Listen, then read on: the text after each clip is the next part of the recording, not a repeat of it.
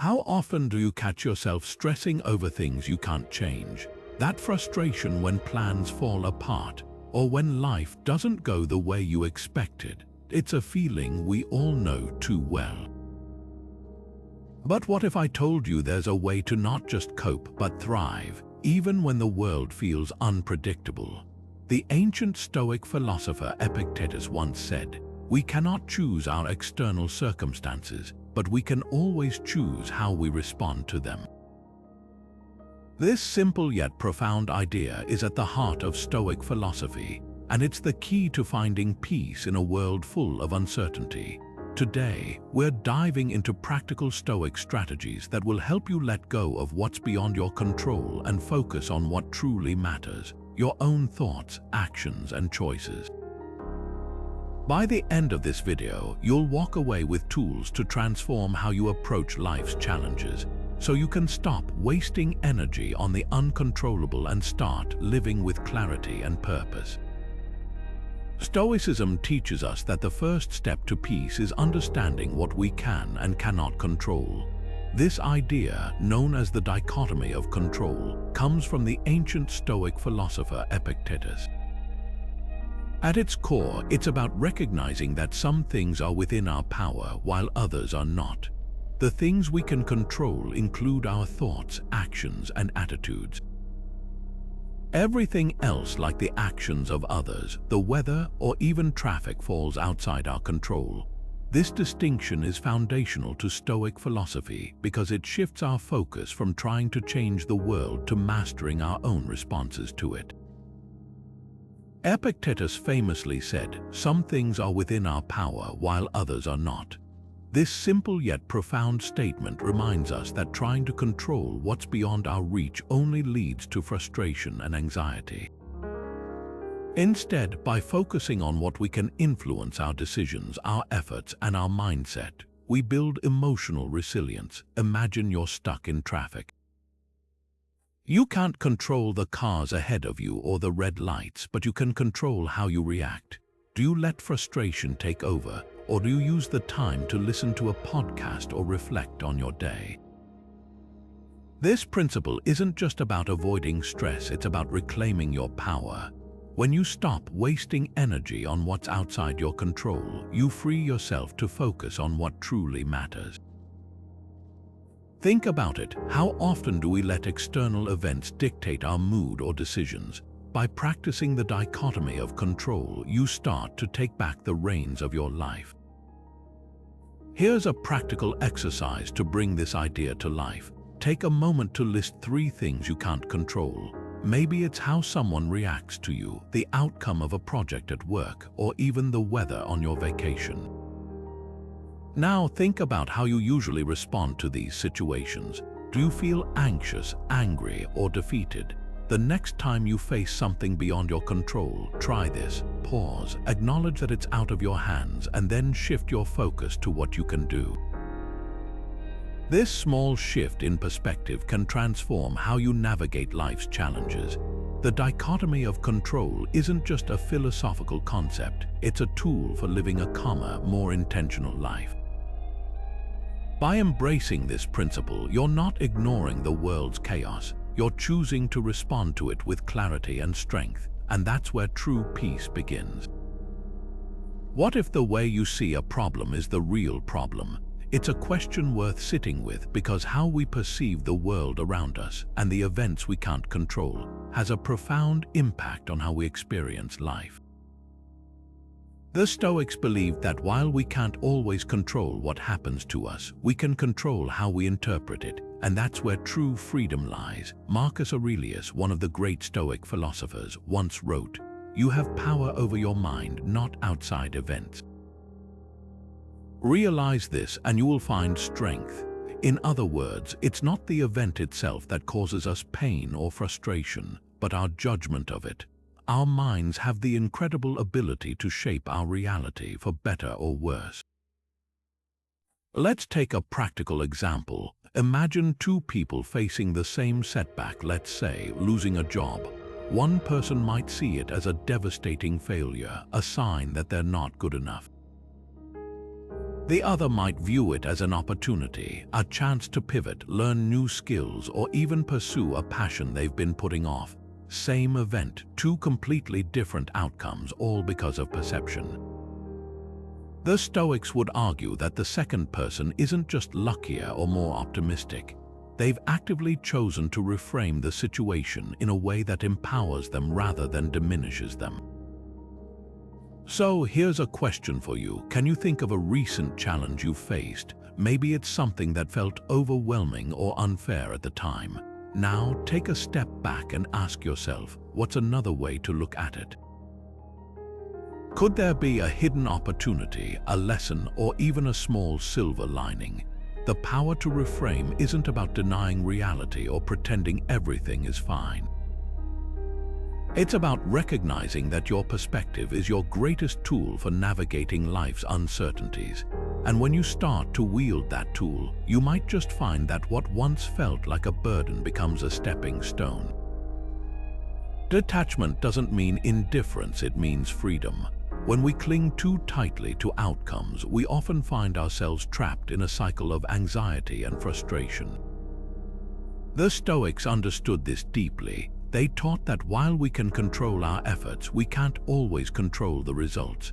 And the more we fixate on those results, the more we set ourselves up for disappointment.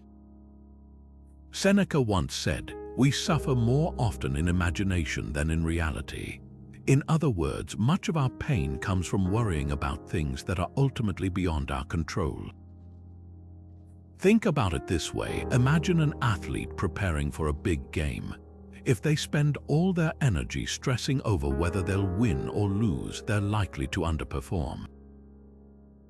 But if they focus solely on their preparation, their training, and their mindset, they give themselves the best chance to succeed regardless of the final score. This is the essence of Stoic detachment. It's not about not caring, it's about caring in the right way. It's about directing your energy toward what you can influence and letting go of what you can't. Here's a challenge for you. Take a moment to reflect on one area of your life where you might be overly attached to a specific outcome. Maybe it's a project at work, a relationship, or even a personal goal. What would it feel like to shift your focus from the result to the effort itself? How might that change your experience? By practicing this kind of detachment, you're not giving up. You're reclaiming your peace of mind and your ability to act with clarity and purpose. Acceptance is the antidote to frustration. Think about it. How often do we wear ourselves out trying to control things that are simply beyond our power? The more we resist reality, the more we suffer. Stoicism teaches us that peace comes not from changing the world to fit our desires, but from changing ourselves to align with the world as it is. Marcus Aurelius, one of the great Stoic philosophers, put it perfectly. Accept whatever comes to you woven in the pattern of your destiny for what could more aptly fit your needs.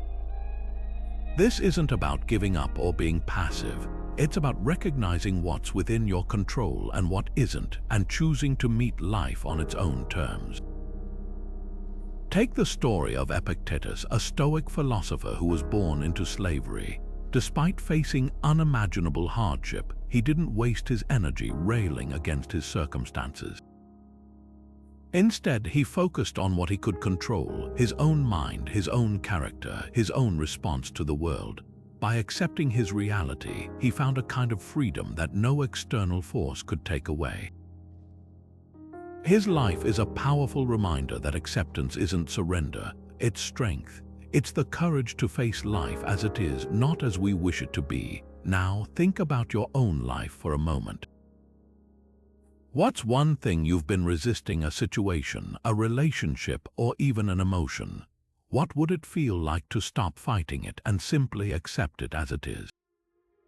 This doesn't mean you have to like it or approve of it. Acceptance is about letting go of the struggle, of the exhausting battle to force reality into a shape it refuses to take. When we stop resisting, we create space for clarity, for peace, and for the possibility of moving forward with purpose. How much of your day is spent worrying about what might happen tomorrow, next week, or even years from now? It's easy to get caught up in the endless what-ifs of life, but here's the thing: those worries often pull us away from the only moment we truly have, the present. This is where Stoic philosophy offers a powerful perspective. The Stoics believed that the present moment is the only time we can actually control. The past is already gone and the future is uncertain. So clinging to either only breeds anxiety and frustration. As Seneca once said, every new beginning comes from some other beginning's end. In other words, life is a series of moments, and each one deserves your full attention. When you focus on the here and now, you're not just avoiding unnecessary stress, you're reclaiming your ability to act, think, and live with intention. Let's bring this idea into the modern world. Think about mindfulness practices like meditation or simply paying attention to your breath. These aren't just trendy self-help tools, they're practical ways to apply Stoic wisdom. By grounding yourself in the present, you're training your mind to let go of what you can't control and focus on what you can. Here's a challenge for you today: take just 5 minutes to be fully present.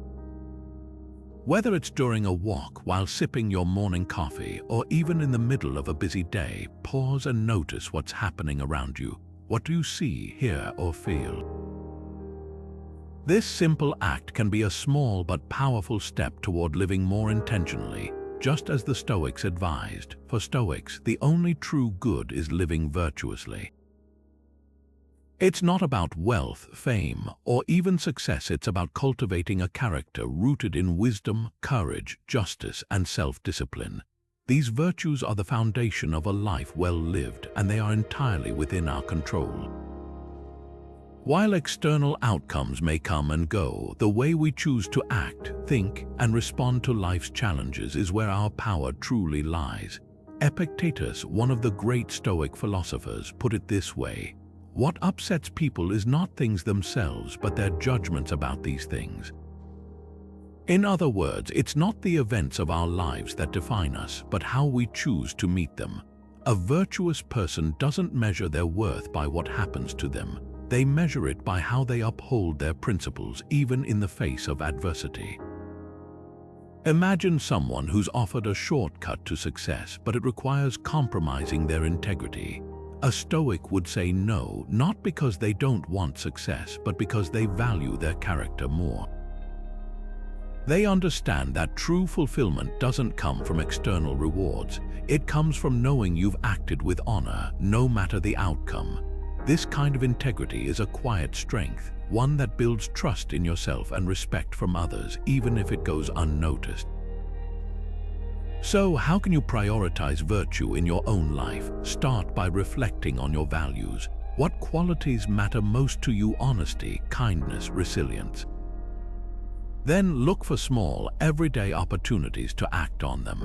Maybe it's choosing to speak truthfully, even when it's uncomfortable, or showing compassion to someone who doesn't deserve it. These choices might seem small, but they're the building blocks of a virtuous life. Virtue isn't about perfection, it's about progress. It's about striving to be a little better today than you were yesterday. And as you focus on what's within your control, your actions, your choices, your character, you'll find a deeper, more enduring sense of fulfillment. Because in the end, the only thing that truly matters is the kind of person you become. How much of your happiness depends on what others think of you?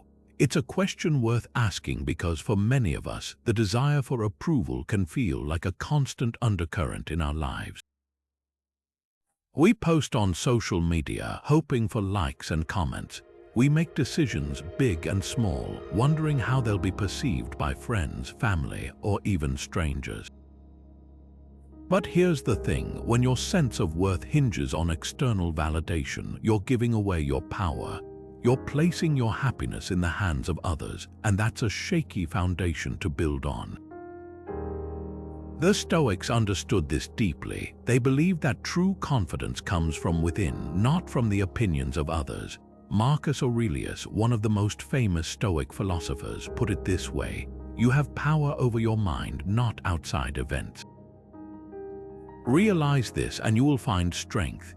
In other words, your self-worth shouldn't depend on what others say or think about you. It should come from your own sense of purpose, your own values, and your own understanding of what it means to live a good life.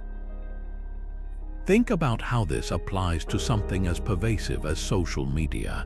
Every time you scroll through your feed, you're bombarded with images and messages that seem to demand comparison. Likes, followers, comments, it's easy to fall into the trap of measuring your worth by these metrics. But the Stoic approach would challenge you to step back and ask, why does this matter to me? If you're posting something to seek approval, is that really serving you? Or are you just feeding a cycle of dependence on external validation? Here's a practical step. Take a moment to reflect on one area of your life where you often seek approval from others. Maybe it's at work where you feel the need to constantly prove yourself. Maybe it's in your relationships where you worry about being liked or accepted. Whatever it is, ask yourself, what would it look like to let go of that need? How would your actions change if you stopped seeking approval and instead focused on what truly aligns with your values? This isn't about dismissing the opinions of others entirely. Stoicism doesn't advocate for isolation or indifference. It's about recognizing that your worth isn't defined by what others think. When you shift your focus inward, you cultivate a kind of confidence that no amount of external validation can provide. It's a confidence that comes from knowing you're living authentically, according to your own principles, and that's something no one can take away from you. So, the next time you catch yourself seeking approval, pause. Remember that your value isn't determined by the opinions of others. It's rooted in who you are and the choices you make. And that's a far more stable and empowering place to stand. What if preparing for the worst could make you fearless? This is the heart of the Stoic practice known as negative visualization, a powerful tool for building resilience and cultivating gratitude. At first glance, it might sound counterintuitive. Why would anyone willingly imagine worst-case scenarios? But the Stoics believed that by confronting our fears head-on, we could strip them of their power.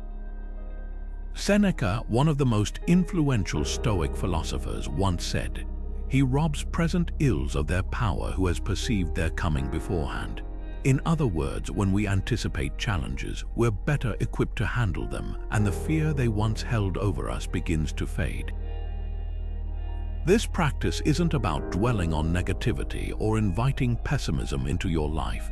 Instead, it's a way to prepare mentally and emotionally for life's uncertainties. By envisioning what could go wrong, we're not only less likely to be caught off guard, but we also gain a deeper appreciation for what we have. For example, take the story of Marcus Aurelius, the Roman emperor who faced countless crises during his reign. He often used negative visualization to remind himself of the fragility of life and the impermanence of power.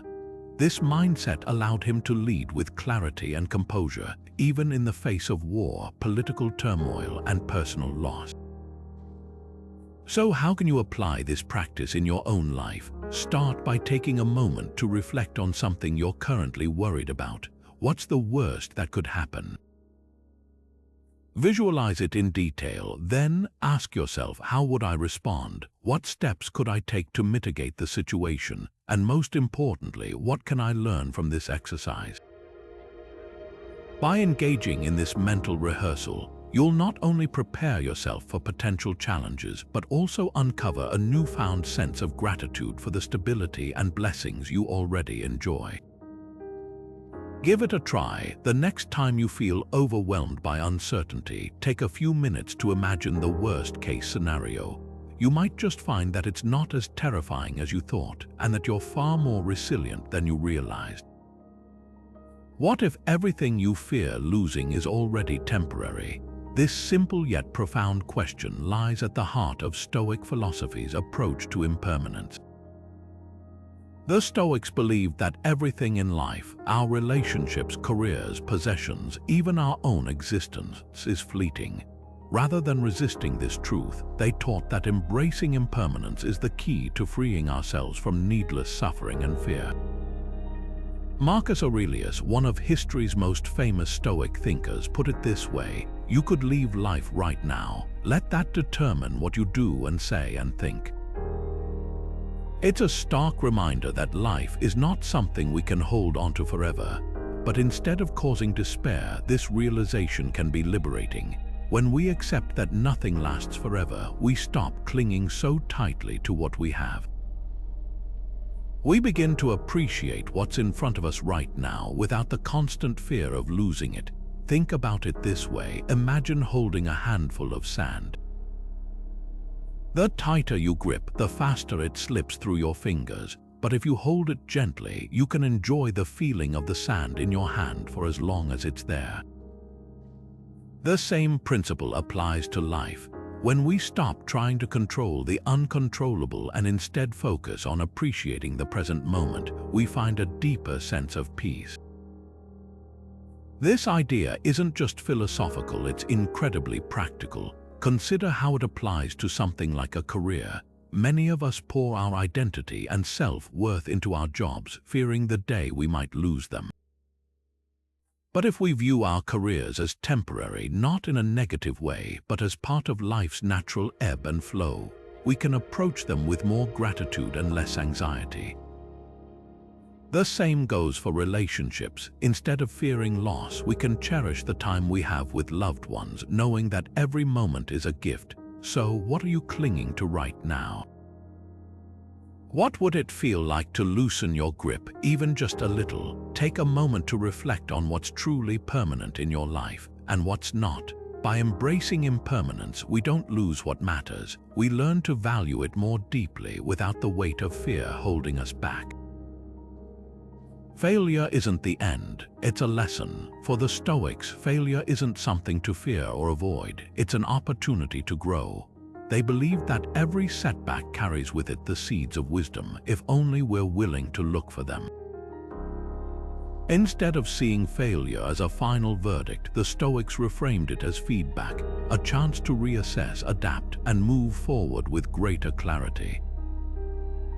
As Epictetus once said, "It's not what happens to you, but how you react to it that matters." This perspective shifts the focus from the event itself to our response, a response rooted in resilience and self-awareness.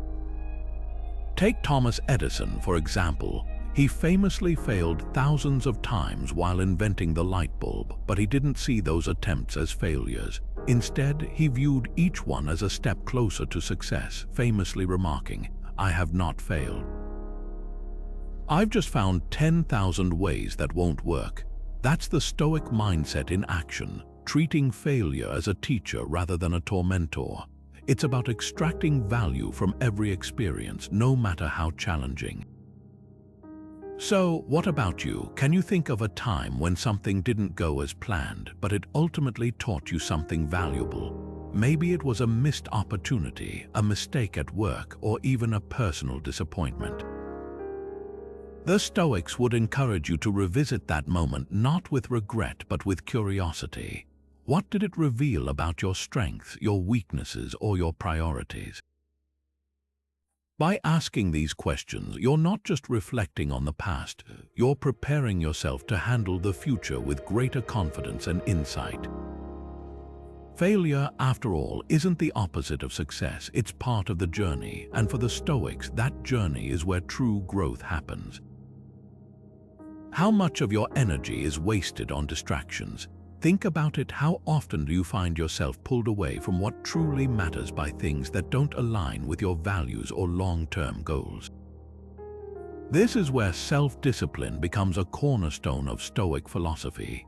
The Stoics believe that discipline isn't about restriction, it's about alignment. It's the tool that helps us focus on what we can control and let go of what we can't. Seneca, one of the great Stoic thinkers, once said, "Most powerful is he who has himself in his own power." This isn't just a call for self-control. It's a reminder that true strength comes from mastering our own actions and choices.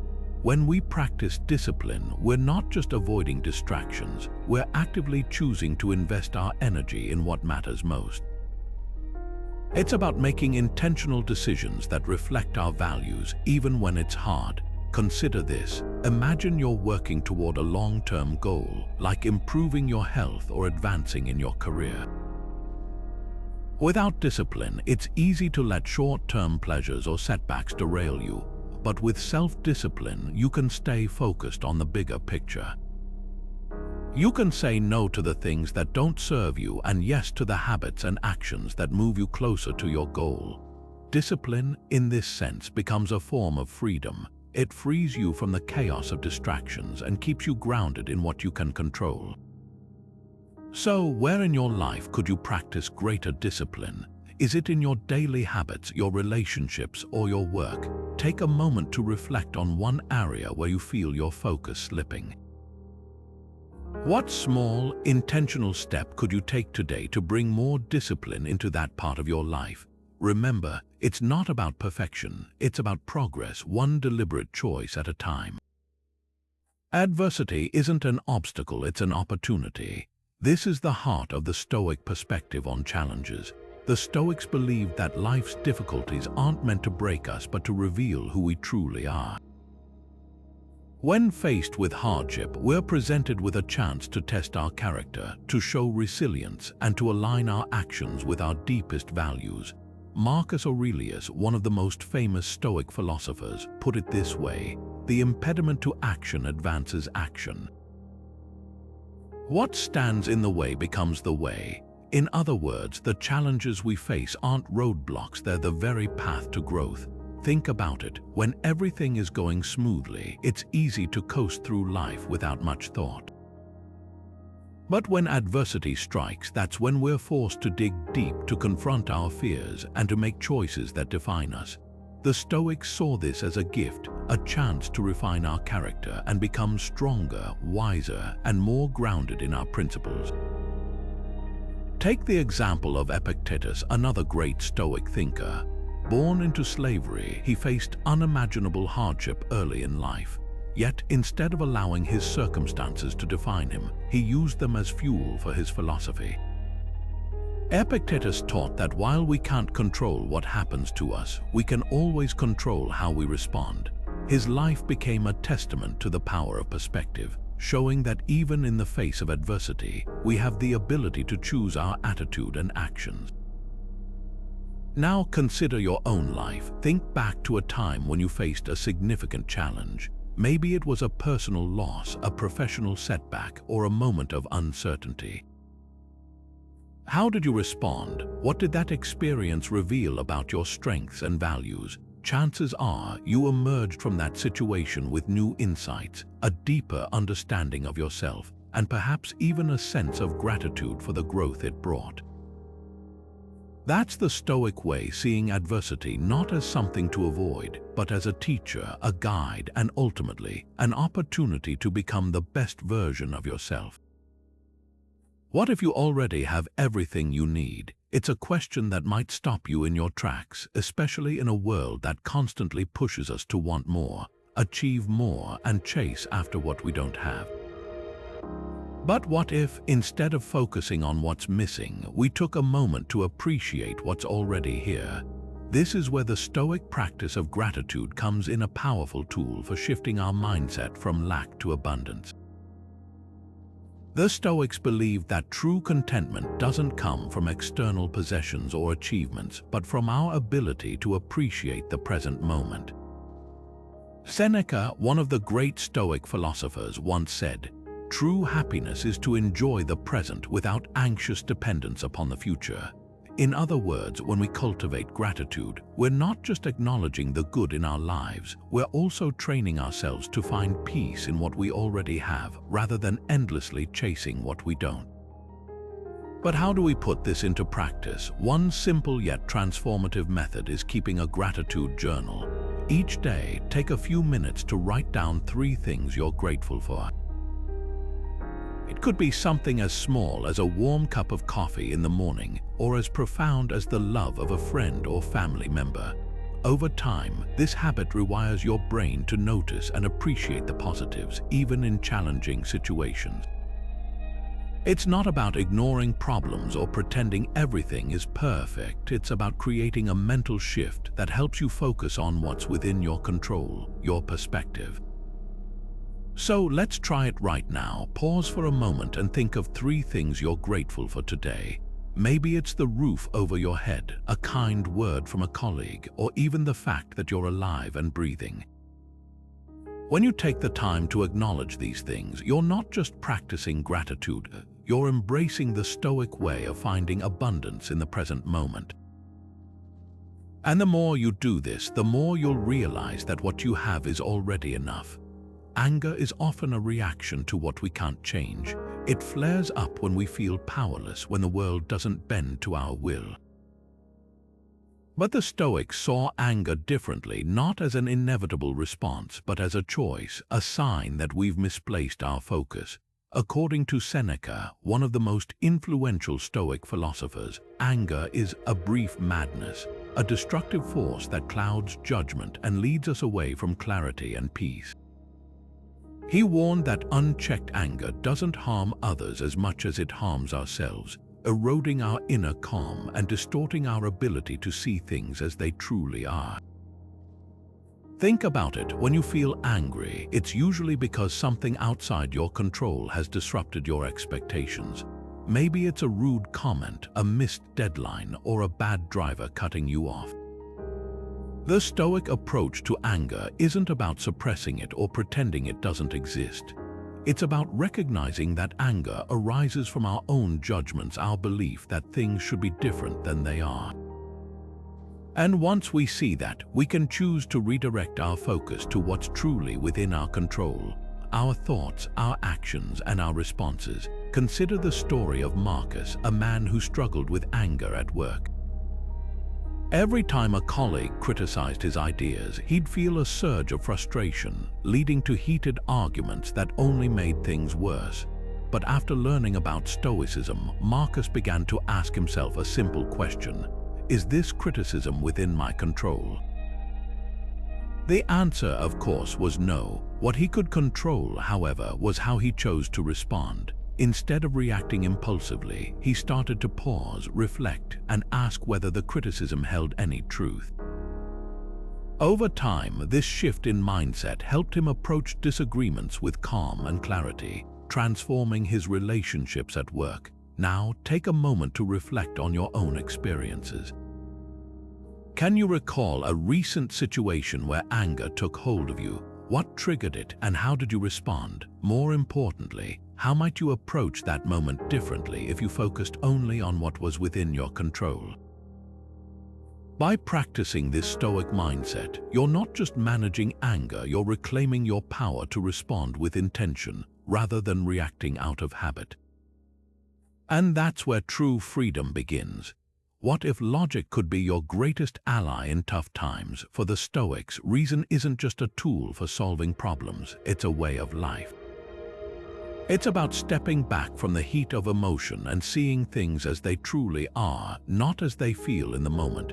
Emotions can cloud our judgment, making mountains out of molehills or convincing us that we're powerless. But reason cuts through the noise. It helps us separate what's happening from how we feel about what's happening. Marcus Aurelius, one of the most famous Stoic philosophers, put it this way: you have power over your mind, not outside events. Realize this and you will find strength. Think about that for a moment. It's not about controlling the world around us, but about mastering the way we interpret and respond to it. Reason is the lens through which we can see clearly, even when everything feels chaotic. Let's take a practical example. Imagine you're faced with a difficult decision at work. Maybe a project is falling apart or a colleague is causing tension. Your first instinct might be to react emotionally, frustration, anger, or even panic. But what if instead you paused and asked yourself, what's actually within my control here? Reason helps you identify the facts, weigh your options, and choose a course of action that aligns with your values, not your fears. It's not about ignoring your emotions, it's about not letting them steer the ship. So, here's a question for you to reflect on. What's one situation in your life right now where reason could help you see things differently? It might be a conflict, a tough decision, or even a worry that's been gnawing at you. Take a moment to step back, breathe, and ask yourself, what's real and what's just my emotional reaction? The answer might just change how you approach the problem and how you feel about it too. Remembering death can make life more meaningful. It might sound counterintuitive, but the Stoic practice of Memento Mori, literally, remember you must die, isn't about fear or despair. Instead, it's a powerful tool for focusing on what truly matters. By reflecting on the inevitability of death, we're reminded of life's fleeting nature, which helps us let go of the trivial concerns that often consume our energy. As Seneca once said, "It's not that we have a short time to live, but that we waste much of it." This quote captures the essence of Memento Mori. Life isn't short because of its duration, it's short because we often fail to use it well. When we keep this perspective in mind, we're more likely to prioritize meaningful relationships, purposeful work, and the things that align with our deepest values. Take Marcus Aurelius, for example. As a Roman emperor, he faced immense pressure and distractions daily. Yet he regularly reflected on mortality, writing in his personal journal, "You could leave life right now." Let that determine what you do, say, and think. This practice helped him stay grounded, making decisions that were thoughtful and aligned with his principles, rather than being swayed by the chaos around him. So, how might this practice apply to your life? Imagine you knew your time was limited, not in a morbid way, but as a gentle reminder to live intentionally. What would you stop worrying about? What would you start doing more of? Reflecting on these questions can help you strip away the unnecessary and focus on what truly enriches your life. By embracing Memento Mori, we're not dwelling on the end but celebrating the present. It's a call to live fully, to let go of what we can't control, and to invest our time in what truly matters. After all, when we remember that life is finite, every moment becomes an opportunity to live with purpose. What if the things you fear don't actually matter? What if the events you've been agonizing over, whether it's a job loss, a missed opportunity, or even a social slight, are completely neutral in the grand scheme of your happiness? This is exactly what the Stoics believed. They saw external events as indifferent, meaning they are neither inherently good nor bad. What truly matters, according to Stoic philosophy, is how we respond to these events. It's not the situation itself that defines us, but our interpretation of it. Epictetus, one of the great Stoic teachers, put it this way: "It's not what happens to you, but how you react to it that matters." Think about that for a moment. The circumstances we often stress over, like losing money, facing criticism, or even gaining praise, are, in themselves, neutral. They only gain weight because of the meaning we assign to them.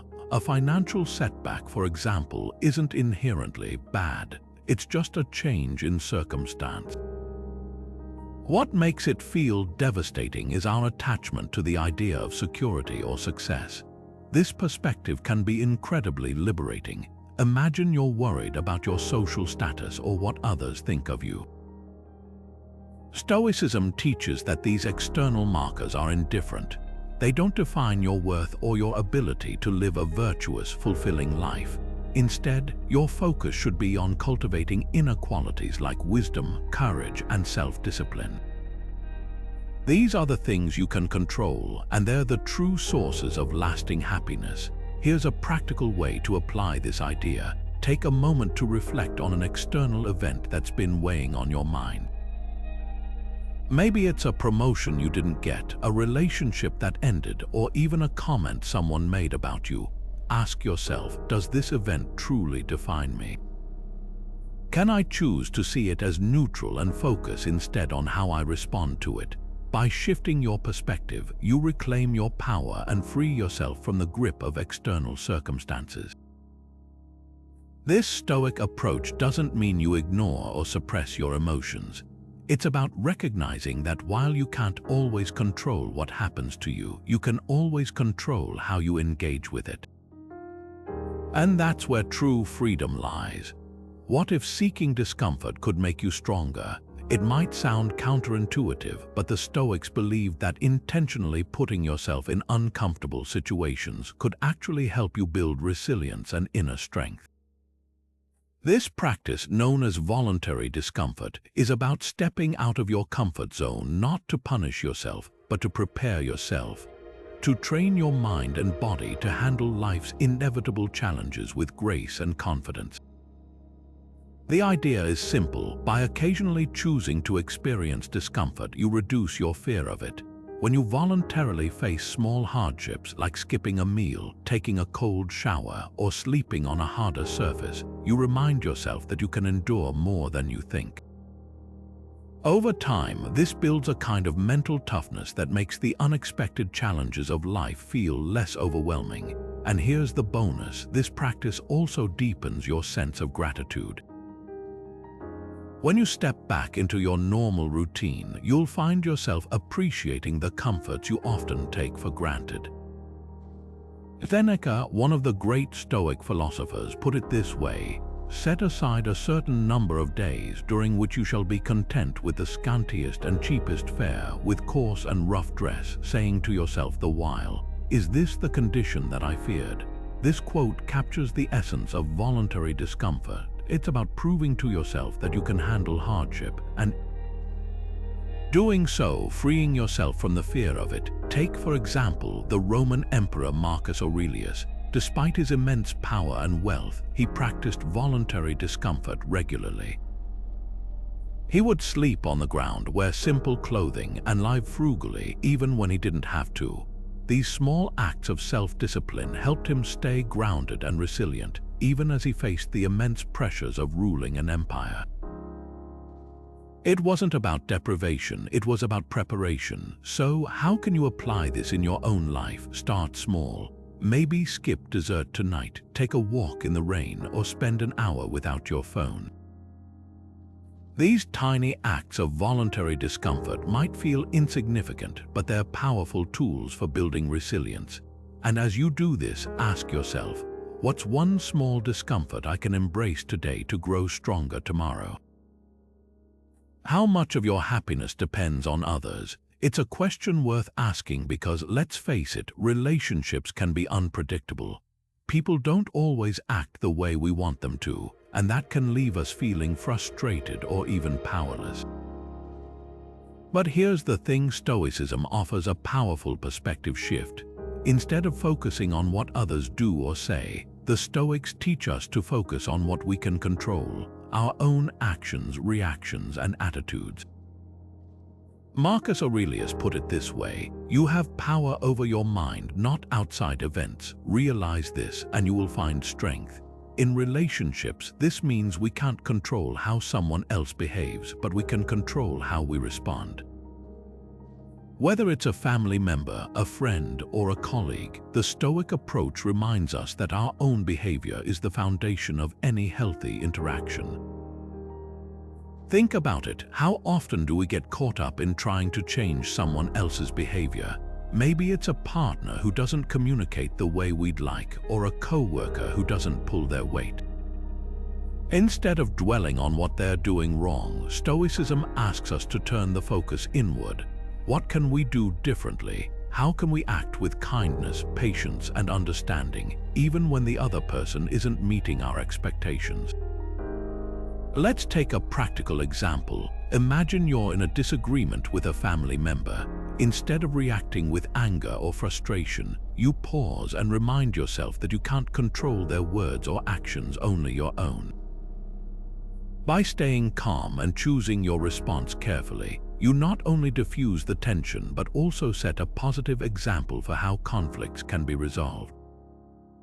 This isn't about letting others off the hook. It's about taking responsibility for your part in the relationship. So here's a challenge for you. Think about one relationship in your life where you've been struggling. What's one thing you can do differently in your own behavior? Maybe it's listening more, being less critical, or simply showing more appreciation. Small changes in how we act can have a big impact on how we connect with others. And that's the Stoic way, building stronger, healthier relationships by starting with yourself. True success isn't about wealth or fame, it's about character. For the Stoics, success isn't measured by what you accumulate or how others perceive you. Instead, it's about living in harmony with virtue, cultivating qualities like wisdom, courage, justice, and self-discipline. These are the markers of a life well lived according to Stoic philosophy. As Epictetus once said, wealth consists not in having great possessions but in having few wants. This idea flips the script on how we typically think about success. It's not about external validation or material gain. It's about the strength of your inner character and your ability to live with integrity. Take, for example, the story of Marcus Aurelius, one of the most powerful men in history as the Roman emperor. Yet, he didn't measure his success by his empire's size or his wealth. Instead, he focused on his ability to remain virtuous in the face of immense pressure and responsibility. His writings in Meditations reveal a man deeply committed to self-improvement and moral clarity, even when surrounded by chaos. Marcus Aurelius didn't need external achievements to feel successful. His sense of fulfillment came from his commitment to living a life of virtue. This perspective invites us to rethink our own definitions of success. How much of what we chase, money, status, recognition, is truly fulfilling in the long run? And how much of it is just noise distracting us from what really matters? The Stoics challenge us to shift our focus inward, to ask ourselves whether our actions align with our values and whether we're living with purpose and integrity. So here's a question to reflect on. If you stripped away all the external markers of success, your job title, your possessions, your social media following, what would be left? Would you still feel proud of the person you are? The Stoics believed that true success is found in the quiet moments of self-reflection, in the choices we make when no one is watching, and in the strength of our character. It's a powerful reminder that the things we often chase may not be the things that truly bring us lasting peace. What if writing could help you let go of what you can't control? For the Stoics, journaling wasn't just a habit, it was a powerful tool for self-reflection and emotional clarity. Think about it. When you put your thoughts onto paper, you're forced to slow down, examine them, and see them for what they truly are. This simple act of writing can help you untangle the chaos in your mind and focus on what truly matters. Marcus Aurelius, one of the most famous Stoic philosophers, once wrote, "You have power over your mind, not outside events." Realize this and you will find strength. Journaling is a way to exercise that power. By reflecting on your day, your reactions, and your emotions, you can begin to see patterns in how you respond to situations. Are you spending energy on things outside your control? Are you letting fear or frustration dictate your actions? Writing it down helps you step back, gain perspective, and realign with what's within your power. Here's a practical example. Imagine you've had a tough day at work. Maybe a project didn't go as planned, or a colleague said something that upset you. Instead of carrying that frustration home, you sit down with a journal and write about what happened. As you do, you might notice that the anger starts to fade, replaced by a clearer understanding of why you reacted the way you did. You might even realize that the situation isn't as catastrophic as it felt in the moment. That's the power of journaling. It helps you process emotions, not just react to them. So why not give it a try? Start small. Set aside 5 minutes at the end of your day to jot down your thoughts. It doesn't have to be perfect or profound, just honest. Over time, you'll find that this practice not only helps you let go of what you can't control, but also deepens your understanding of yourself. It's a modern tool rooted in ancient wisdom, and it's one of the most accessible ways to bring Stoic principles into your daily life. What's one thing you could reflect on today? So where does all of this leave us? Throughout this video, we've explored the heart of Stoic philosophy principles that have stood the test of time for one simple reason: they work. The dichotomy of control teaches us to distinguish between what's within our power and what isn't.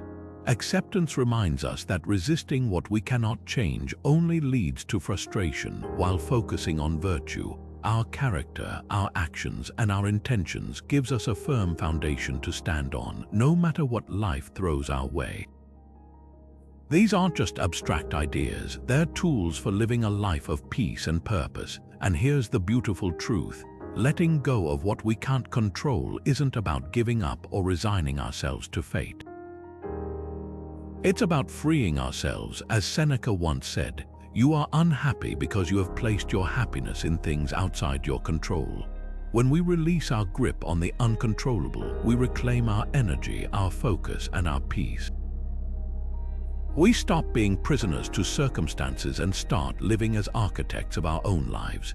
Now, I want to leave you with a challenge. Take a moment to reflect on one area of your life where you've been holding on too tightly. Maybe it's a situation at work, a relationship, or even a personal goal that feels out of reach. Ask yourself, is this within my control? If it's not, what would it feel like to let it go, not out of defeat, but out of a commitment to your own well-being? If this resonates with you, I'd love to hear your thoughts. Drop a comment below and share how Stoic principles have helped you or how you plan to apply them moving forward. And if you found this video helpful, don't forget to subscribe and hit that notification bell. There's so much more to explore in the world of Stoicism, and I'd love for you to join me on this journey. Until next time, remember, the path to peace begins with letting go.